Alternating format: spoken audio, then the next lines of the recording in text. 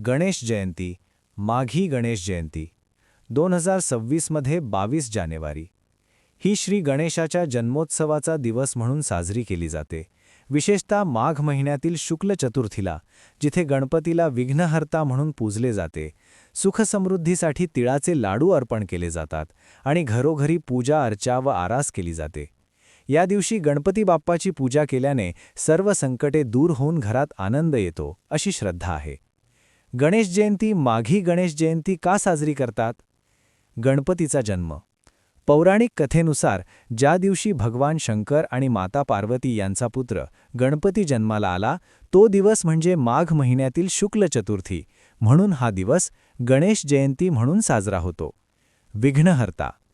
गणपतीला विघ्नहर्ता म्हणतात, म्हणजे तो सर्व अडथळे दूर करतो. त्यामुळे कोणतेही नवीन कार्य सुरू करण्यापूर्वी त्याची पूजा केली जाते. शुभ आणि समृद्धी. या दिवशी गणपतीची पूजा केल्याने घरात सुख, समृद्धी आणि भरभराट येते, अशी मान्यता आहे.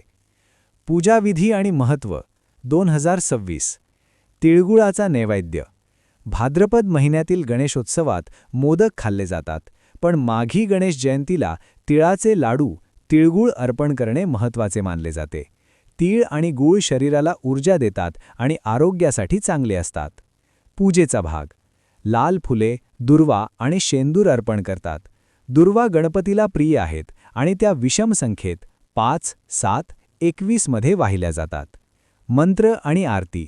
ओम गम गणपतये नमः या मंत्राचा जप आणि गणपतीची आरती केली जाते. घरोघरी सजावट.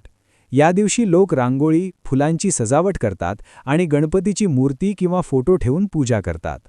2026 मध्ये गणेश जयंती, माघी गणेश जयंती. तारीख. गुरुवार 22 जानेवारी 2026. शुभ मुहूर्त.